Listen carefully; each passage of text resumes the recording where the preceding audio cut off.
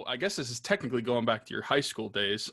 So according to 24/7 Sports, when I was looking at your page, it said that you were originally committed to Cincinnati, Yeah. and then you decommitted, and then committed to Akron. By the way, I had a friend tell me to tell you go Zips.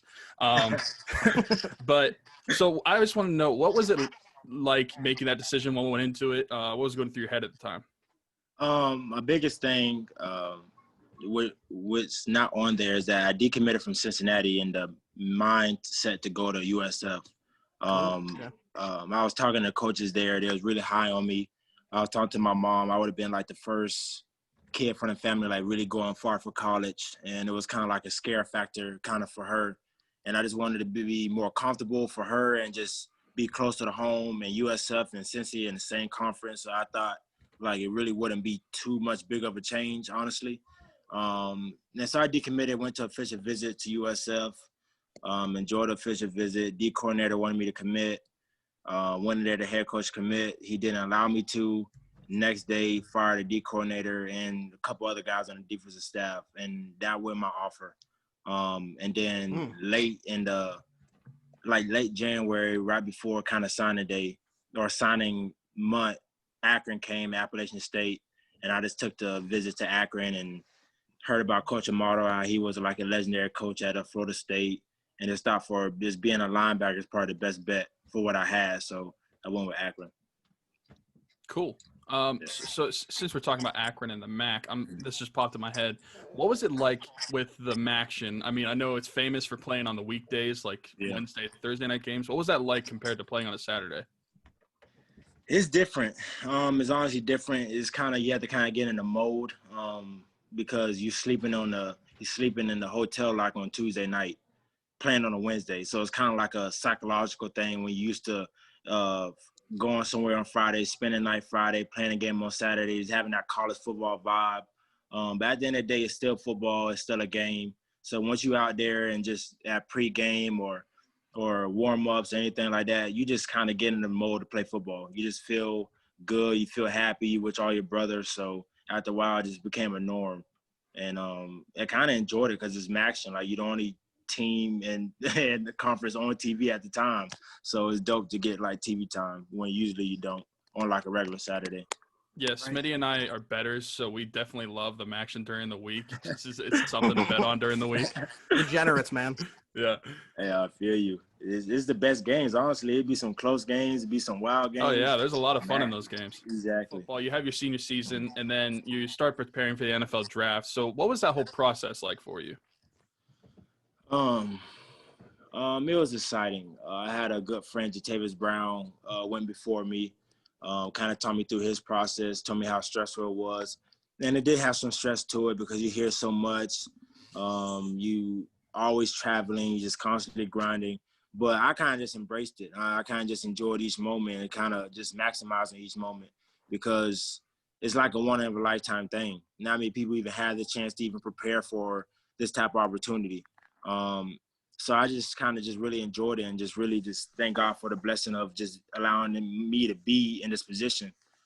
So it was dope. I mean, you got to go to different NFL teams, kind of what you've been watching as a kid, just to go see the stadium, talk to different coaches, have your pro day, get to work out in front of different scouts, seeing all different teams. It's kind of just like a amazing feeling. Like, you're just close. Like, it's dope. Like, it's almost here. And then the whole draft process, like just sitting there, waiting till your name get called. Now, that's probably the most stressful part of the whole process, honestly, because you just don't know. You're just waiting for one phone call. I never waited for a phone call like that in my entire life. I don't like talking on the phone, but my phone was literally just sitting there, and you just anticipate. You're just looking at it. And then when somebody texts you, you be like, oh, is it them? And it's not. Or somebody call you, be like, oh, is it them? It's not. You don't want nobody to text you or talk to you that day. But other than that, man, it's, like I said, it's a blessing just to go through that whole phase. It had its up and downs, but more so it had its ups. So it was a good process for me. I'm sure you loved answering that phone call, though. Oh, I loved it. Yeah, it was the best. It was the best phone call I had, for sure. Were there any other teams besides the Steelers that you thought could take you in the draft? Yeah, there was a few teams that I thought would take me, just because of kind of what my agent was saying, and also because of how they were talking to me leading up and who the people I talked to. For some of the teams, I talked to some high up people, so I thought like, oh, for sure it could be a possibility. But like you say, you just never know. It's just a process of just not knowing, and you just learn more after you get done that every coach don't agree on one thing. Not everybody talks about everything. People like who they like. So it's just a lot to go into it. Can't really, now that I know, you can't really just dive into certain things. Kind of just have to play it back and just wait till that phone call, because at the end of the day, that's the only thing that really matters. So, yeah. So I know for day 3 guys, like there can be a lot of uncertainty. Did you like go about where you thought you would round and pick wise, or did you not have any idea?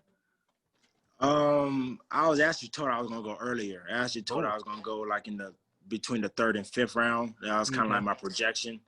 So I went later than I was told. But at the end of the day, after those rounds kind of went away, we was kind of looking towards like, we was hoping I'd get drafted, but at the same time, it was like, okay, what free agency teams, like what would be the best bet, best fit for me? And that was kind of like the conversation we were having leading up until like the 6th round, which is, I mean, what you have to have, because if the 6th round go by and the 7th round go by, you have to kind of be quick, because it's like a real quick process after that. But when I got drafted, man, at the end of the day, I don't care if it was the first pick or last pick, it's just a blessing to even get your name called and just see it on TV.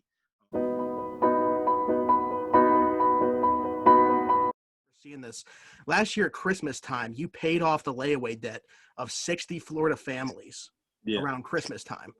And that's just absolutely unbelievable. So like, what was the inspiration behind doing that? I just had a niche for helping people. I always did. As a kid growing up, I always just did a lot of stuff with my mom. We do a lot of things by taking food to certain people's houses, like every Sunday. And then once I started to get older, we do backpacks for kids. So I just always been kind of in a mood and had a heart for giving. And then, and once I had this opportunity to play in the NFL, and then had opportunity just to be where I'm at, I was like, I just want to get back to my city. Because at the end of the day, I love my city. It's the ones who raised me. I love going back home. So I just wanted to get back somehow. And so me and my agency found a way to get that possible. And that was one of the ways. And I'm just so thankful for the opportunity, because it was more than I ever imagined. I kind of just felt good at giving, but to actually be there and then see the families, meet the families, they're just so dope, because I've been on Cali my whole life and never seen any of these people. So it's just dope to just see new people, create new relationships, and also just do something good for families that's in my city, and just allow them to enjoy Christmas with their families, and and not have to worry about anything debt-wise.